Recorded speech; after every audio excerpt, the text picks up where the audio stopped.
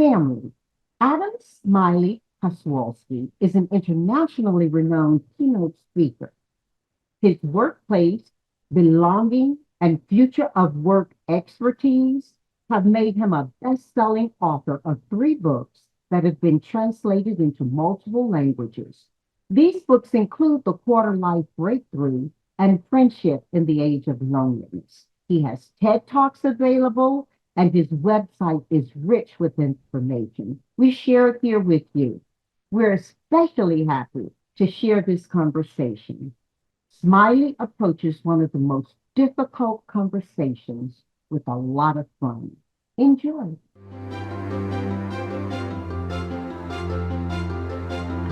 Adam, welcome. It's fantastic to have you here at Ask JBH. Thank you, Janice. It's wonderful to be here. I'm so excited to have a conversation with you. Oh, yes, we have so many things we care about in common. And a little bit as though I already know you. I visited you on YouTube, which I encourage all of our family to do. And you're just so well written as well as well spoken. But importantly, you are well lived for someone at your age. Listen, I want you to talk a little bit about the TED Talk you did, cause and I think it was entitled Refusing to Settle, the Quarter Life Crisis. This topic resonates with so many people in the early stages of their careers. And our family here listening really should watch your whole TED Talk. So you don't have to recount everything about it. For the sake, though, of finding and pursuing what's meaningful to you, will you talk a little bit on that idea before we jump into our conversation? Sure. Yeah. So that's a talk I gave quite a little while ago now. I gave it around the age of 30. So it's not quite my quarter life, you know. I wasn't going to live to 120, but it feels like quarter life. And I think a lot of people in their 20s can identify with this time in your life where maybe you've done all the things on paper that you're supposed to do, but it doesn't feel like it's turned out right. Maybe you've gone to college or tried to get into a good school and landed a job, and maybe your parents are kind of like, hey, good job, you know, you did it. And you're like, I hate this job, or this isn't the right job for me, or this is not what I'm meant to do. And maybe you don't know exactly what it is that you're meant to do, but you know that what you're doing isn't quite right. So that's kind of the experience I had. That happened for a lot of people during and post COVID as well. So it's highly relevant now. Yeah, exactly. There was this whole experience, as you are well aware of, around quiet quitting and people kind of recalibrating the role of work in their lives. Of course, they have to work. We all have to work. But kind of a little bit of thinking of, you know, is this job right for me? You know, COVID and the pandemic really made us think about, you know, we spend a lot of our waking lives working, and what do we want to be spending our time doing? And many of us faced in our families and our communities a lot of grief, a lot of death, a lot of pain, and people kind of came into contact with, hey, I have a limited time here in this life on this earth. What is it that I want to do? And you know, that for me was very real around the age of 30. I was working a job that, you know, on paper, a lot of other people were quite impressed by, but I had this kind of inner knowing, this inner sensation that it wasn't the right fit. And I think that that's an important thing, is that, you know, it doesn't matter if the work we have is impressive on LinkedIn or to another person. If it's good on paper, that's not actually the point. The point is to find meaningful work for ourselves. And the only person that can really help us figure that out is you know, surprise us. And it's okay if it, you know, I also want to make sure that people understand it's not like you snap the fingers and that happens, or you read a book or listen to one podcast or meditate for 10 minutes and all of a sudden you're like, I know what my life's purpose is. But I do think that it is important for people to kind of come into contact and question those things, especially for people that have the ability, the privilege to do so, because not everyone does, right? And I think it's really important that people take the time to kind of figure out what meaning and what purpose looks like to them. So that was really kind of the basis for my quarter life crisis, of feeling very kind of almost guilty almost like I know this should be enough, but it's not. And I know that I have so much more to give. And I know that I'm not reaching my full potential. And I'm old, quote unquote, old, like I'm almost 30 at the time, which is society kind of makes you think that that's old. It's not that old, believe me. I'm almost, I am 40 years old now. It's still not that old. And no one is that old. But the point is, I really had this experience of feeling quite stuck and feeling a lot of FOMO, right? Fear of missing out. So you're worried about what everyone else is doing. So I remember, and this is in the earlier days of social media. It's actually quite worse now, but that was in the big days of Facebook and Twitter and people posting all of the time on what they were doing. And I remember being jealous of my friend who was going off to business school, jealous of a friend. She was opening up a food truck. And I was like, maybe that's what I should do. Maybe I'm put on earth to open a food truck. I'm not a very good cook and I like can't even drive. So, but still, maybe it's a food truck. Comparing myself to everyone else, like I see a photo of a buddy of mine. He had got an incredible job at this firm in New York City. He's getting married. I see a photo of him. He's proposing in front of Machu Picchu, and I'm like, man, like I can't even get a date on Tinder. Like my life is ruined. I'm a goner. I'm never gonna make it. And it was really, one of the lessons I learned is it was actually when I spent a little bit of time off of social media that I was able to kind of flip this quarter life crisis, midlife crisis into a breakthrough and find more meaning, find more purpose in my own work. And I think that that's an important lesson. It's less about comparing yourself to others and more about figuring out how you can serve other people, right?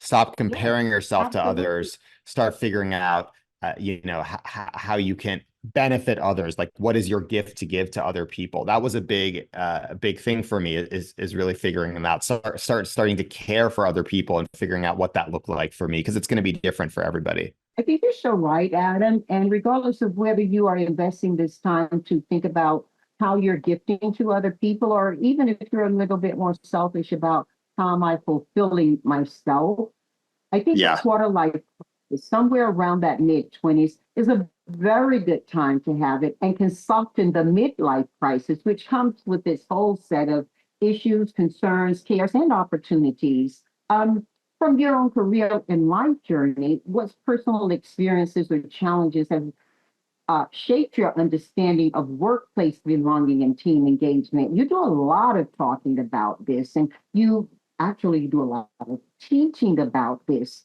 Here's a Yeah. platform that handily listen to what you have to say and engage that in their own processes and life systems.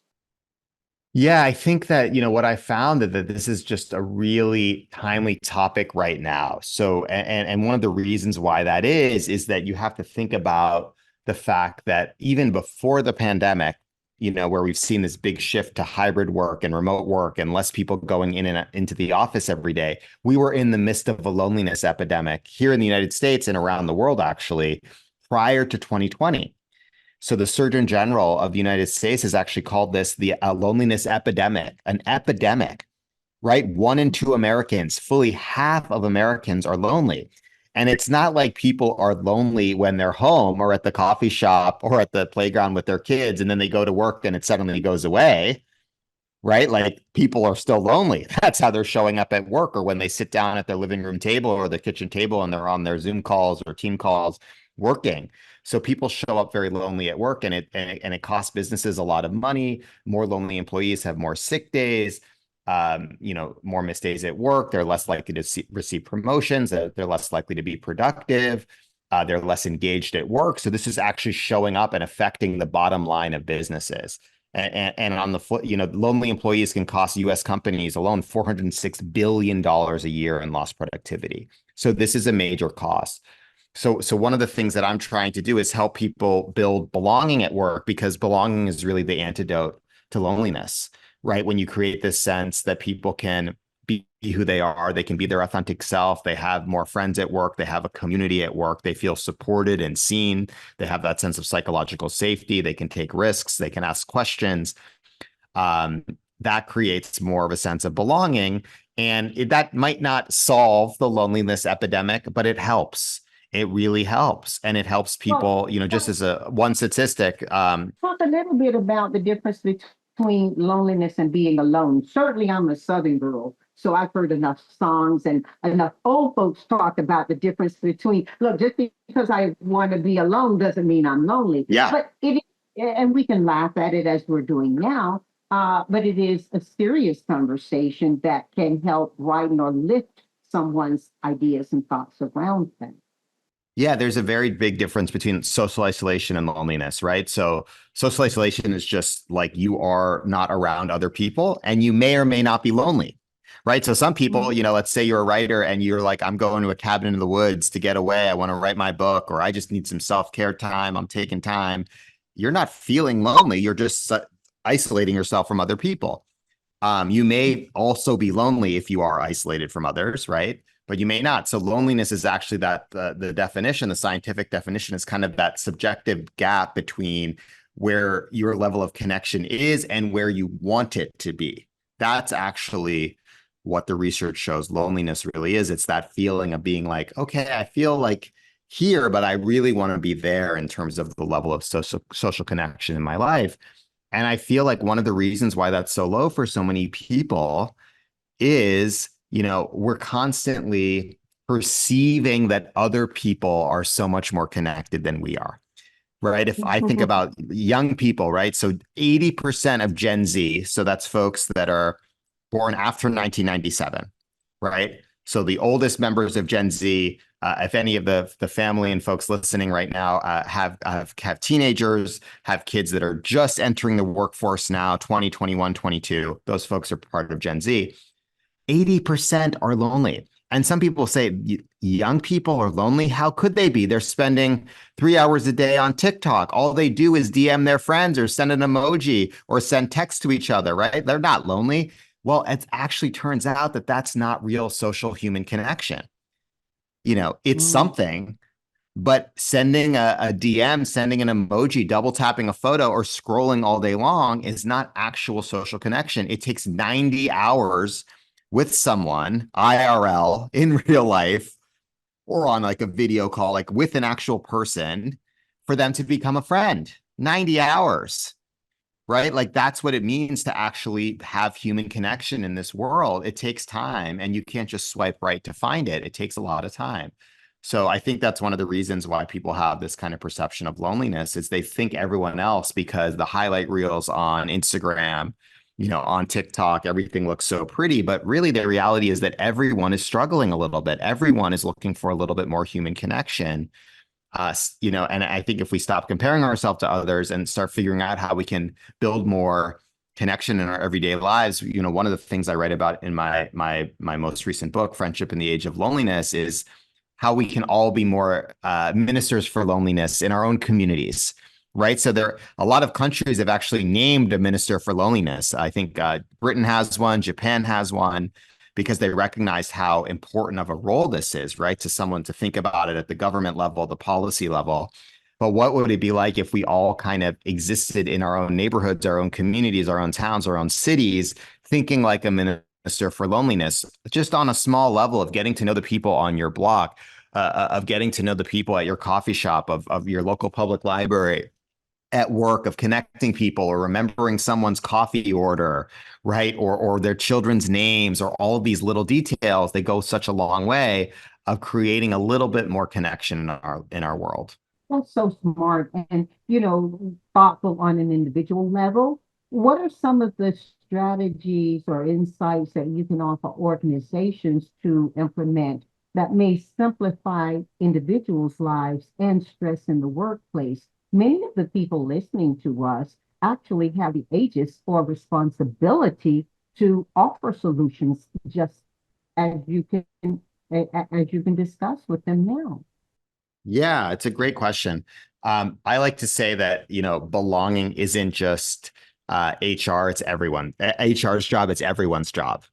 So I think that, sometimes people think like, oh, this is just something that HR worries about, or if there is a DEI team that DEI worries about, or the culture team worries about. I actually think belonging is everyone's job. Certainly every leader from the C-suite down to every single senior level executive, mid-level manager.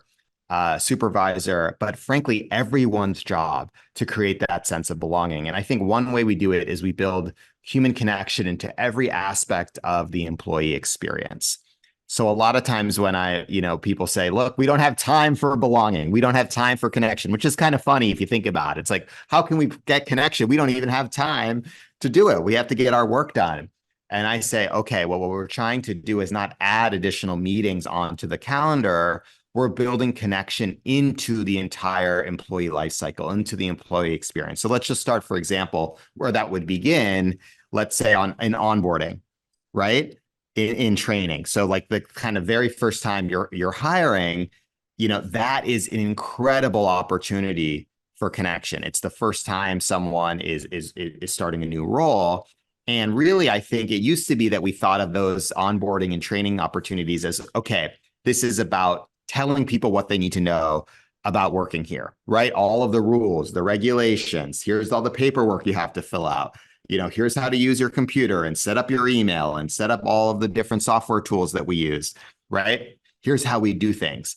And I don't think it's really that as much anymore. It's, can we help people make a new friend, right? That's what the point of onboarding is. Yes, we have to get to all of the things. We have a checklist we have to go through. There's regulations and there's legal compliance things we need to do. We need to cover, and we will cover all that. But we have a limited amount of time together. It might be a couple hours. It might be a day. It might be a week to go through this stuff. Let's make it more about the connection. I had my friend Joanna Miller, she was running learning and development at Asana, which is a very task management software company based in the Bay Area, a very successful company, venture backed. And she told me, I think they onboarded over 1,000 people during the pandemic virtually, which is a very difficult thing to do, right? Especially for early career folks to start a job and you've never had an opportunity working in an office, right? Or never even seen or met your manager. Very hard to do, right? And she told me that what people most got out of onboarding was, did they make a new friend? Could they go through the experience and turn to someone and be like, you know what? I'm not sure I understand what's happening here. Me neither. Let's be friends. Right? Or I don't really agree with what this person is saying. Me neither. Let's be friends. So that's what onboarding and training was all about. So kind of building that connection, building that belonging into onboarding, into training, into weekly team meetings, into one-on-ones. Even if it's a 5-minute kind of exercise at the beginning where people do a personal check-in or an exercise, switching up facilitators during a meeting, kind of building those opportunities for belonging into the everyday experience of working there, not just kind of once a year, because that's what usually happens. It's like, okay, let's do team building once a year at an offsite or a team retreat. And that's important. We need to do those, but it's more important that we kind of create opportunities for belonging throughout the year. So what I'm getting at, the bigger piece here is that you have to build the culture of belonging, right? Which is actually making sure that people feel safe, making sure that they feel seen, making sure that they feel connected, having access to mentors, having access to coaches within your work so that you already kind of have that sense of someone looking out for you, someone kind of that is, helping you get to the next level, that's got your best interests at heart. But that creates more of a sense of belonging throughout the culture. That's beautiful. And you talk about making a friend and it being the job of onboarding or one of the outcomes of onboarding, to feel that you are in an environment where you can make a friend. You also tell a story that you and I talked about before, that I love, a guy named Bernard, who is basically a guy on a bicycle in San Francisco who approaches you. And I think it's a beautiful story about belonging because it tells us how everything is interconnected. Would you summarize that story here for our family as it relates to this station? I'd be happy to, JBH. Yeah, it's a fun story. I love this story because I think it kind of shows us the power of making the ask and putting ourselves out there. So, I had lived on the East Coast for many years, most of my life. I moved out to San Francisco, when I was in the midst of that quarter life crisis, is, city of many dreamers and many creators and artists. And I set out on my dream of becoming an author, right? It turns out writing a book is quite hard to do. For those of you listening that have done it, you'll identify with that. It's not easy. And also San Francisco is one of the most expensive cities in the world. So I was like, maybe I had made a bad decision by like quitting my job and starting a whole new life. And maybe this isn't going to work out. So one night I'm biking home, minding my own business, on a bicycle, biking. I was on my way to get some dinner, to get some tacos, and all of a sudden this guy bikes alongside me and says, "My name is Bernat. I'm from Spain." And I had no idea who this guy was, so I tried to bike away. Right? And he keeps biking alongside me and says, "My name's Bernat. I'm from Spain. Uh, I'm a designer." And I was like, "Please leave me alone." I kind of try to bike away, and he keeps following me. And he says he's from Spain. He's a designer. He's from Barcelona. He's looking for a design job because there's so much unemployment in Spain where he was from. He couldn't find a job. That's why he was in San Francisco looking for a job. And, we're talking. I said, "Oh," and we're on a bicycle this whole time, by the way. and I said, "Oh, Barcelona, it's a beautiful city. I visited once because I knew someone that lived there." And he's like, "Yeah, Barcelona's great." He asked me what I was up to, and I told him I was writing a book about people trying to find more meaning and purpose in their lives. And he asked me if I had a cover designer yet. And I said no. And he's like, "Well, go home, check out my website. Maybe we can work together." So I go home after getting some tacos, obviously. And I go home, I check out this guy's website, this guy Bernat's website. I was like, he's pretty good. He had like his portfolio, sample of his work. He was a pretty good designer. So that night I posted on Facebook, "Just met this wild guy, Bernat, while I was biking home tonight. He hails from Spain. He's looking for a design job. If you know of anything, let him know." A couple weeks later, sorry, right then, there's a comment on the thread that says, "Oh, Bernat should meet with my friends. They're doing a mobile startup in Palo Alto, California. There's 5 of them. They don't really have a lead designer yet. Maybe they can work together."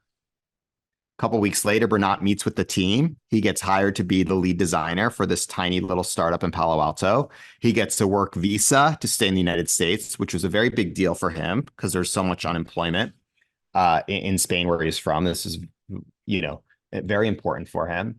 He sends me like a thank you note, like, "Hey, thank you so much, Smiley." But really, like a couple years go by, I don't really hear from the guy. And a couple years after that, I get a text message from him out of the blue, completely out of the blue. "Smiley, I'm taking you out to dinner anywhere you want to go." And I was like, "That's amazing. Sure. Free food. Like, great. Let's go out." We go to this nice meal. We get a bottle of wine. And I'm like, "What's going on? Why are you taking me out to dinner?" Well, it turns out that the mobile startup he had been working for had just been acquired by Yahoo for $80 million. And he's the 5th employee at the company. He's paid almost entirely in equity. Like, he definitely could afford to take me out to dinner. And he says to me, like, "Smiley, thank you. Thank you. This wouldn't have happened if not for you." And I said to this guy, I said, "No, man, thank you." Because he talked to a random stranger in a city he didn't live in a country he wasn't from, on a bicycle. Right. Like, who the hell does that? Mhm. So, what I'm getting at is like, we got to create the culture, at our organizations and companies for sure, but even just in our, our schools, our communities, wherever we are, where people can make those big, bold asks. They can channel that inner Bernat. They can go outside their comfort zone. They can speak their truth. They can say what's on their mind. And no, we're not going to be able to get a job to everyone that asks us, or if some strange times a stranger's going to talk to you and you're like, "Not today," or like, "I'm sorry, I can't help you right now." But you allow people to feel safe enough to say what they need. And even if we can only say yes, some of the time, we create that culture where people can make those big, bold kind of asks. And that is creating belonging, right? That's creating that sense of safety, that sense where people feel like they can actually be themselves. It's such a beautiful story of belonging, even beyond the ability to invest in that and gain career movement or social movement. I mean, it's the story of America, isn't it, with our arms open wide. And so I just love that. And I'm so grateful to you for sharing it, Smiley. Uh, you you did a TED talk that sheds light on the alarming rates of burnout and mental health, which are oftentimes contributors to why people are reluctant, hesitant, or afraid to actually explore belonging. And in your TED talk, you talk about mental health challenges amongst millennials. You've also spoken on the topic of friendship in an age of loneliness. Um, do you think this loneliness era is at its peak still, Adam, or where do you see this progressing to in the future of remote work and isolation? Yeah, unfortunately, I wish I could say that I think it's going to get worse before it gets better. And I dedicated my kind of my working life to helping. I believe this is one of the major challenges of our generation. And the reason I think it's going to get worse is basically as we go deeper and deeper into technology being part of how we work, how we live, especially now with the impact of AI, and we're seeing this with ChatGPT, artificial intelligence, all these things, we also need to design for human connection even more so. So I actually think that, we are going to, as a society, we're still kind of realizing how bad it has to get before we fix it. So I don't think that this problem is going away anytime soon. I'd like to say it's going to change tomorrow, but I think it's going to take a lot more work and a lot more attention before it does. So friendship is at its lowest rate in 30 years, which is quite alarming. 1 in 5 people don't have someone for a close social connection. 15% of men have zero close friends at all, which leads to so many toxic outcomes when we think about men and all of those correlated kind of downstream impacts of not having close friends. There's all this data around loneliness being really dangerous to your health. The Surgeon General said it's as dangerous as smoking 15 cigarettes a day, right? That's how unhealthy it is to be lonely. And we've built a society that is not necessarily designed for people to make friends easily. And with remote work, on the one hand, what I call kind of the paradox of remote work, it's that people want it, right? We're not going, it's if you're a CEO right now listening to this and you're trying to get your employees in 5 days a week at their office in Dallas and Houston and New York and LA, like, that is hard, if not impossible. If you tried it, you've probably had a lot of people get very upset, maybe even quit. We're not kind of going back to the way things used to be. So people, if you ask them, 99% of them prefer to have at least somewhat of a hybrid schedule. They'll come in a couple of days a week, but they want to work from home Mondays and Fridays or once or twice a week, right? But at the same time, even though they want more remote work, right? More flexibility, more time with their kids, more ability to have autonomy over their schedule, not have to commute. Nobody likes to commute, spending, 45 minutes a day in traffic or getting on the metro, the subway, the bus. But they're also reporting the highest levels of disconnection and loneliness and burnout ever before. So those are two very interesting facts. They want to work from home more. They want more remote work. They want to call in from their kitchen table, from their home office, from their desk, from their daughter's bedroom, wherever they can get that kind of space at the house. And yet they're more disconnected than ever before because we're not spending as much time with our colleagues, right? And as a society, people don't spend as much time with other people, anymore. So this is something that I think we have to create those opportunities for human connection when people are together at the office and in a hybrid or remote environment. So it is a really, really important thing now. If people are not going to come in every day and see their colleagues, we have to create that opportunity, for those quarterly retreats, those, team meetings, where people can kind of come together and have that in-person connection. So then, was loneliness a thing before COVID, or are we just hearing it talked out loud? Sort of like breast cancer existed before Betty Ford talked about it, but we all gained a different approach to consciousness of it and action toward it. once she spoke about it. Is that a correlation to how we're treating loneliness? Or was loneliness really not that big thing before people sat back and did the reflection during COVID? Yeah, I mean, there's data that loneliness was spiking even before the pandemic, right? So even before kind of this whole experience, this was a thing. It just wasn't talked about as much. Like I'll use the example of pitching my book to publishers. So, I pitched that book, Friendship in the Age of Loneliness, at the end of 2019. So I didn't know there was we didn't have, if you can go back, it's hard for us to picture it, but go back and or forget you even knew about masks or lockdowns or any of this stuff, right? COVID, it wasn't even a thing then. And I remember the publisher being like, we really love this idea, friendship, it's important, but you can't have loneliness in the title. And I said, well, why not? Well, they said, well, nobody wants to admit that they're lonely. No one's going to buy a book with loneliness in the title because it's like a pathology. It makes you feel bad. It's like you don't want to admit it. I said, well, I'm lonely. That's why I wrote the book. I'm writing about other people that are lonely. I'm writing because I think this is really important today. They're like, well, we'll buy the book, but you might have to change the title. And I said, okay, fine. So I agree to that. And then 3 months later, it was March 2020. And they're like, okay, it's the pandemic. We can put loneliness in the title. So the point being, it took a pandemic for us to start talking about loneliness, right?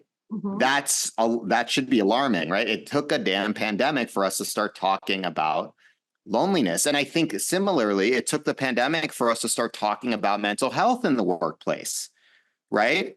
It took a pandemic for us to start talking about the needs of working parents in the workplace and working women in the workplace who had been talking about all this stuff for years, for decades. Like, how am I supposed to get all my work done, take care of my kids, go to the doctor's appointments, fill prescriptions, see a therapist, buy groceries when I'm literally at an office between the only hours that those places are open? I got to take a day off of work. Am I getting paid for the day off of work? No.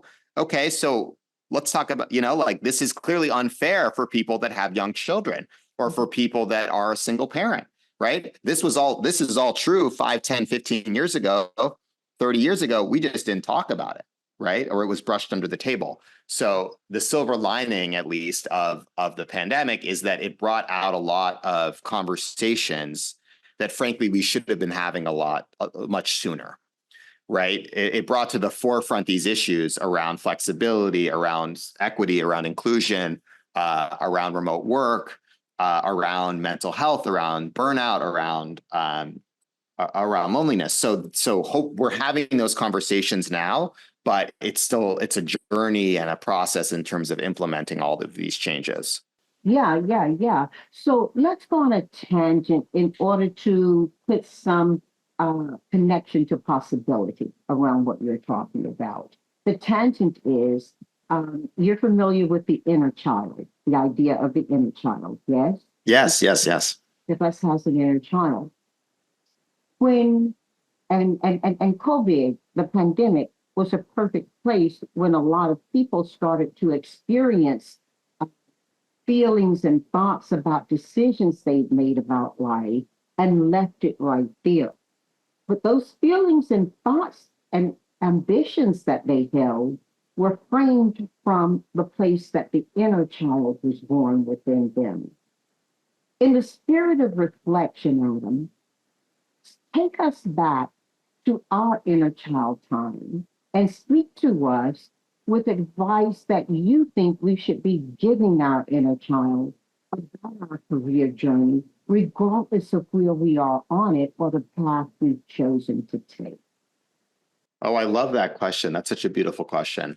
I think play is a really important part of work. I think it's something that, kind of gets drawn out of us, right? In terms of, when we go to school and, college and kind of the so-called career ladder, we forget the importance of play. And I'll just tell a quick story. I had the opportunity to be part of this summer camp for adults, right? It's called Camp Grounded. It's a tech-free summer camp for adults. It's a digital detox. So no technology, no phones, no computers, and Does no real anybody names. through? Does anybody make it through? Oh, people love it. Oh, so it's so funny. They say, when people get there, it's 4 days. We did it in the woods of Texas, upstate in New York and North Carolina, in the redwoods of California. When people get there, like, I'm not giving you my phone. I can't part ways with this thing. Like, I gotta wait for a text message, or someone's about to text me, or I got to, Instagram or something. And then 4 days later, they're like, I don't even want that thing back. Don't give it to me. They're like, I don't want it back. That's how powerful it is to spend a little bit of time off of it. But I share that because it's this opportunity, and this is people of all ages. This isn't just like teenagers or 20 somethings. Camp is people 40s, 50s, 60s, even into their 70s coming to camp, and they have this opportunity to check in with their inner child. So you have to use a nickname. You can't use your real name. So if you have a nickname from summer camp or a nickname that you love, you can use it. But then sometimes, if not, we have nicknamers. So you can be Cookie Surprise or Popcorn or Chocolate Mousse or Bricky St. James or whatever it is. And the point is that you just get to be somebody else. You get to be this person that maybe you haven't channeled or thought of for many, many years. And I think, anytime that I'm feeling stuck, anytime that I'm feeling unsure in my working life, or frankly, just in my life, I go back and I think about, like, what was that inner child of Adam, of Smiley back, what would they do, right? What would they do? And it's like a nice thing. You kind of close your eyes, you can think about it. What would they do? Like, what outfit would they put on, or who would they have been playing with in the playground or at school? Or what would they have said to their friend, or to your family? It's a pretty powerful thing to do, and I think it kind of can be a nice way of reminding us what really matters in our life. So for me, a little bit of that experience was I realized that I was at work trying to be someone that I wasn't. I was trying to kind of conform to this, like, fairly buttoned up kind of, person to kind of rise up the corporate ladder. And that wasn't me. And I've actually achieved a lot more professional success now, written 3 books, and I speak all around the world, and I run my own business by being Smiley, by being myself, by being, by not trying to kind of go up somebody else's ladder, by building my own journey. And that has been really powerful, and everyone has to figure out what that specifically looks like. There's no right answers, and everyone is on their own journey. But for me, that was such a powerful discovery that, I'm going to, first of all, I won't be able to write a book unless the book is truly me, unless it's in my voice, unless it's my stories and my experience. Like, I can't give a talk if I'm not talking about things that are true to me. I can't step on stage and act out somebody else. I have to be me. And I think I was living quite a bit of my young adult life trying to be somebody else, or trying to kind of fit into somebody else's box. So for me, the inner child is kind of coming back to yourself a little bit. I'm so glad you shared that. And to lean in a little bit on your story about being Smiley, one of my guests shared a story about his mom. He said that she had had a lot of domestic abuse in her life. And after one particularly harsh evening, he was out with her. They were in the community, and she was smiling. And he asked her, "Why are you smiling? I know what just happened last night." And she told him, and I paraphrase, that she was smiling to allow for all the angels' goods and blessings that could come into her life, to welcome them in. She wasn't so focused on the turmoil of decisions and things that have occurred in her life as an adult as she was keeping that inner child hopeful, keeping it alive and allowing it to have a voice. And I just love the way you teach on this. Importantly, I love the way you live on this, Smiley. I mean, you've spoken before about your thoughts on multi-generational workforces and how we can bring smile to that. And now you've got me just finding smile in everything. But talk a little bit about your opinion on multi-generational workforces and how they work or can work. Yeah, it's a great point, and I think so one thing I think is important to remember is that for the first time in history, there's 5 generations joining together every single day at work. So this is actually kind of unprecedented. It's never happened before. So all the way we have Gen Z, we have millennials, we have Gen X, we have baby boomers, and we have members of the silent generation, all kind of joining together every single day at work. That's a lot of different people with a lot of different histories, backgrounds, experiences, needs. So to create a kind of culture where everyone feels seen and heard is really important, right? So we have to make sure those young people, I mean, if you're a Gen Zer, you do not know a world without smartphones. Can you imagine that? So like you don't know a world where the iPhone doesn't exist, where within 2 clicks or a swipe, I can get food delivered, an Uber, a car, a hotel, a date. If you're lucky, you can get a date with pressing one button. And then those people get to the workplace and they're like, wait, I can't just swipe right to get a promotion? Like, nope. Or I can't just swipe right and become the boss or change things up. Like, nope, it's going to take a little bit longer than swiping right. You can't, or to find meaningful work or find purpose. Nope, it's not 2 clicks. But so they're expecting things to happen very quickly. And they're kind of sometimes surprised when they don't. So we have to make sure that those people feel right, that they feel seen and heard.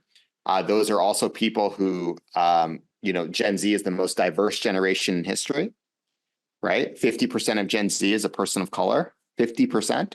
Then those people enter the workforce and they don't see that diversity reflected among their fellow employees or their senior leadership or their board of directors, and they start asking questions, right? So those people, we have to make sure those people feel seen and heard, all the way up to people, many of whom are much older in the workplace, who often feel ignored as well for other reasons. They feel like, oh, they don't see me because I have gray hair or because I've been here for 25 years, right? They don't take my ideas. Right. Yeah, right. Because I don't. Yeah, exactly. Because I'm from and so I think one thing I advocate is that we need to foster intergenerational co-leadership, where we're pairing early talent, right? Those young folks, those people that are really have great ideas. They're 20, 25, 26, 31, with folks that have a lot more experience, right? Maybe they've been in the industry for 20, 25, 30 years. They've been with our company much longer. Pair those 2 people to co-lead projects that are very important to the company. So then what's going to happen is you're going to get the younger person sitting there being like, wait a second, I don't really know that much. I got a lot to learn. It's like, yeah, you do have a lot to learn. You're 26 years old. You don't know everything. And you're going to get that person who's much older saying, wait a second, this young person has a lot of really good ideas. They're thinking about the world in a whole different way. They represent the future of our company, of our firm. They represent the future of our clients, our customers. I better understand what's going on in their head. I better understand their ideas, how they see the world. Because if I don't, we're not going to have a business in 10 years. We're not going to have people to work here. Right. So you get those 2 people to co-lead a project and there's a lot more learning, a lot more synergy, a lot more growth. But both people have to come into it from a place of learning, of curiosity, of being open, not like it's my way, I'm right, you're wrong, or you're young, you don't know anything, or you're old, you don't know anything. It has to be both people seeing the value of everyone. So, what are the pushbacks, the objections that you hear most frequently when you're speaking with people in a position to affect the change? And by the way, we understand everyone's in a position to affect the change. Decision makers get to manage protocol. They get to manage how we measure for success in companies. What are some of the pushback points you get, and how do you speak to those? Because some of those people may be listening to you right now. Yeah, I think there's the traditional pushback of that's not how we do that's not how we do things, right? Or we tried that, or this is the way things are, which I think is a really not helpful mindset, right? Kind of like, hey, that's not us, or we already tried that, or, this is just the way things are here, or, and I think that that's really problematic, or kind of the pay your dues and wait your turn, right? Like, and a lot of times people will say, and I hear this a lot when it comes to the generational stuff, but, well, I had to go through it, so this person does too, right? So you think about many lawyers or doctors, like, well, I went through law school and I was an intern or I was an associate and we worked 80-hour weeks. So this person who's complaining about working, late in the evening or on a Saturday morning, like, they should just, say, hey, that's what you're supposed to The do. books to find the case points, and you're going to sit there and type it and have it through AI in 2 minutes. Right. Well, yeah, I mean, right. But totally. But then, and then I'll say, okay, well, did you like working 80-hour weeks when you were a kid, when you were younger? Did you like kind of having your boss, yell at you all the time, or make you work on the weekend, or make you feel, not safe? No. So why don't we change the behavior and try something new? So it's like, I think what people want to be, they want to be recognized for what they did, right? But that doesn't necessarily mean it's right. This is a story I like to tell. I remember this a woman, very senior partner at her firm, a law firm, very successful. She had an incredible career, and we were talking about generations in the workplace, and she said, these millennials, right? I'm a millennial. I'm an elder millennial. And she said, these millennials, all they do is complain. They don't want to actually get work done, right? They don't actually want to work. They just complain. They're lazy. They don't want to get anything done. And I was like, okay, well, why don't you, if you could give them one lesson, one learning from your career, what would it be? Right? You're complaining about them. What would that lesson be? And I said, think about it for a second. Don't tell me the first thing that comes to mind. Close your eyes. Think about it. Like, what would your lesson, your to millennials be? And she kind of closed her eyes. She thought about it. She was like, I really wish if I could tell them one thing, it would be that, I wish I hadn't missed so many moments with my family. And I said, wait a second. You were just complaining about these people not working hard enough. And you're saying that the one regret you have in your career is that you missed moments with your family, that you worked too hard. And she's like, yeah, well, that would be my lesson. That's my regret. And I said, that's very interesting. And the point was, it's like, actually, she wanted so badly what these young people were asking for, but she hadn't had that opportunity. So that's where the conflict was. Like, I wish I was able to have more work-life balance. I wish I was able to have more flexibility. We didn't have that when I was in your position. There's a little bit of an element of jealousy there, or, but that doesn't mean that we should make someone suffer like we did, or make someone have the same regret that we have. We should change it up. We should transform the culture. We should make things better. We should try new things. Just because it didn't work before, let's not kind of say, oh, well, that's how it's been. We got to make everyone go through this. Like, no, that doesn't make any sense. That's not how change happens. Change happens because some people are like, you know what, this didn't work for us. This didn't work for me, or this wasn't working for everyone, or this wasn't inclusive, or whatever it is. Let's try something different. And that's really critical. And likely, Smiley, she was lonely, even with so much family that she had.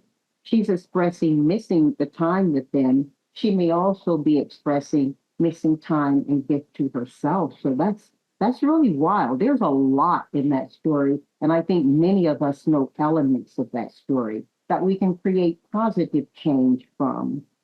Before we go 4 for 4, speak to some specific practices or habits that individuals can cultivate to maintain strong social connections and combat loneliness. Yeah, that's a great one. So for me, this is kind of like, one of my favorites is to start small. I think that, we have this sense when we kind of talk about something like belonging or connection, that I gotta change my whole life up. I gotta start using new apps and tools, and I gotta get a CRM, and it's all, whatever.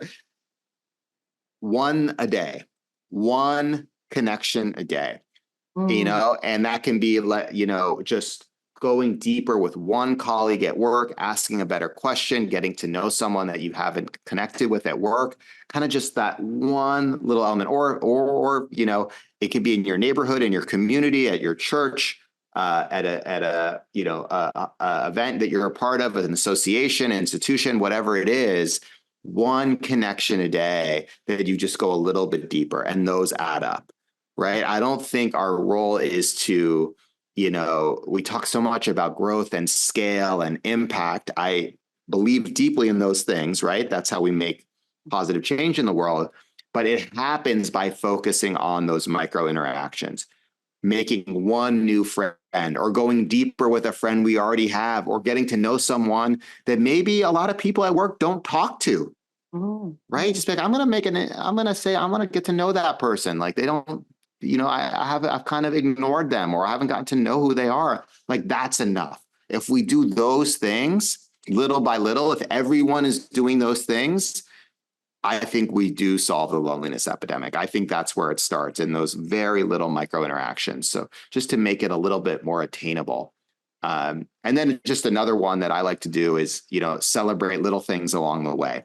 Celebrate the small wins. There's a lot of research that shows kind of the path to human flourishing. You have to savor. You have to celebrate the little wins on the way. We're so used to these, at work, especially in a kind of corporate context, waiting for these huge milestones, right? We hit these huge, annual growth goals, or this is, the revenue that we made, or whatever it is. All that matters, but you got to have little things along the way. We added a new client, or I published an article, or I saw a friend that I hadn't seen in a long time, or went to a family reunion. These little things along the way go so far, and I think we never take the moment to kind of just stop and be like, hey, this was really special. I'm going to celebrate this. I think that creates a lot more well-being, and is a really good path to creating more connection for ourselves and for other people as well. That's beautiful. Smiley, in a world that's more populated than ever, how is it that we're more lonely than ever? And if it's going to get worse before it gets better, as you suggest, what's the promise? The promise is that we have to do this. This is, I like to say the future of work is human connection. If we don't do this, we won't have much of a world left. Or, to me, this is kind of an existential thing of, there's not much point of living in a world without human connection. For me, at least, I don't know. I don't want to live inside of a headset. I'm a human being. I want to live around other people. I want deep, meaningful relationships with other people at home, and in my community, at work, in the world at large. We have to do this. This is, as we go deeper and deeper into technology being part of how we live, how we work, these are incredible tools. I'm not saying they're not great tools. We have to build that human connection in lockstep with that, right? And the technology is expanding at such a rapid rate. If you think about just social media, how much has happened in the last 5, 10, 15 years, and now AI, how much is changing every week, every day, how fast this stuff is growing.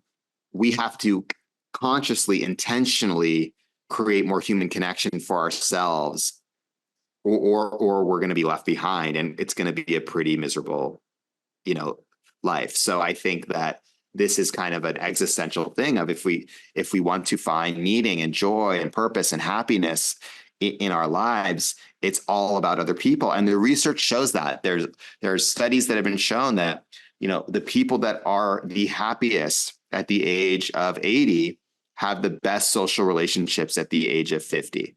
Like, that's Harvard has done this study, like the longest longitudinal study on adult happiness. And that's what they found. It's, wealth matters. Yes. And what really determines people's success and their happiness in life is social relationships, the quality of who's in your life, right? Who's going to come hang out with you when you're sick? Mhm. Who can you call when you have a question, when you need it, when you need an extra hand, when you need someone to talk to, when work's not going so well, or life, you hit a rut. Like, it's about the people in your life. That's what matters most. Love, love, love, love, love that. That's a perfect place to transition. Are you ready to go 4 for 4? Yes, let's do it. Okay, so I'm going to ask you 4 questions to which you'll give me 4 answers, no wrong nor right answers. And the first question is, you get to host a dinner, Smiley, and invite anyone you want from past to present, so long as they're human. Who's at your Okay. table? Who's at your table and why? Okay. So I thought about this actually in duos. So like I would love to kind of have people that are already kind of friends. And because would like to learn about their stories a little bit.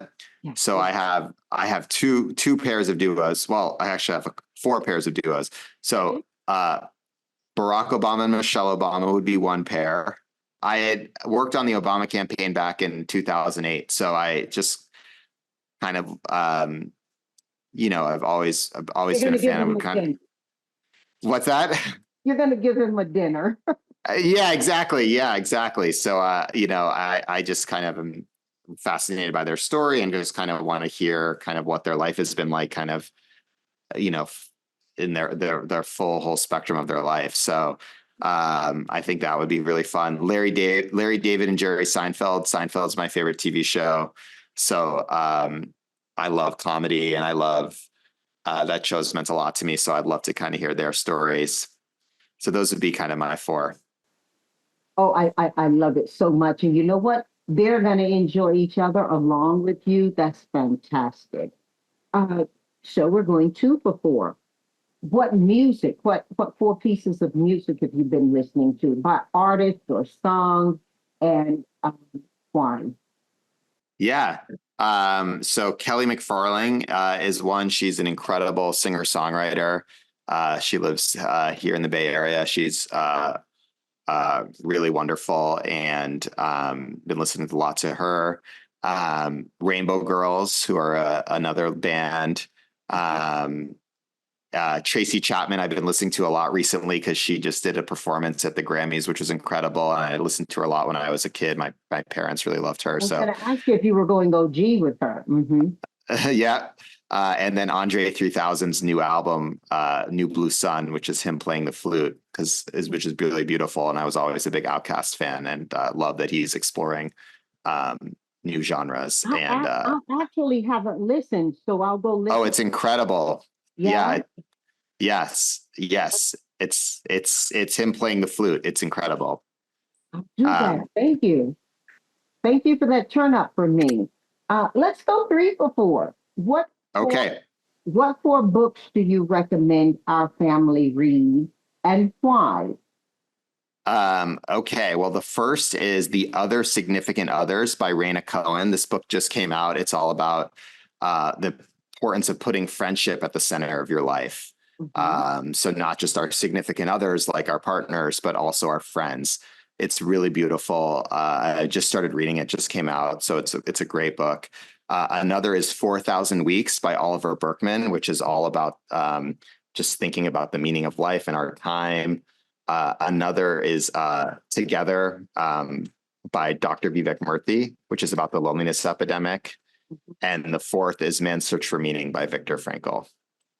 Fantastic. Thank you. One of them I've read, so I'm looking forward to the other 3. And then now we're going 4 for 4. What 4 pieces of advice do you offer to our family and why? And listen to this. Smiley, if it was advice given to you by someone else, please show homage to the author of it. 4 pieces of advice. One that was really taught to me by my friend who had started that summer camp for adults that I mentioned, Camp Grounded, Yes. which is you don't need to change the lives of millions of people. You just need to change the lives of 1 or 2 other people. Mm-hmm. Another would be wherever you are, start wherever you are. Mhm, mhm. So whether that's if you're trying to become an author, start with an article, start with kind of writing down some ideas. The book's not going to happen right away. Mhm, The third, it would be if you feel like your work isn't meaningful, try something new. mhm. Doesn't have to happen right away. I'm not saying like tomorrow, but like I think we deserve to spend our lives doing something that's meaningful and purpose driven, especially if we have the opportunity to do that. And lastly, it would be to put friendship at the center of your life and to really think, what is it like to live a life where you prioritize people in it, and especially your friends. Oh my goodness, that centers so much of what we talked about. It centers so much about what we are living about, doesn't it? It really does. Thank you so much for this wonderful conversation. It was such a joy to talk to you. Thank you from my heart to your home. Thank you, thank you.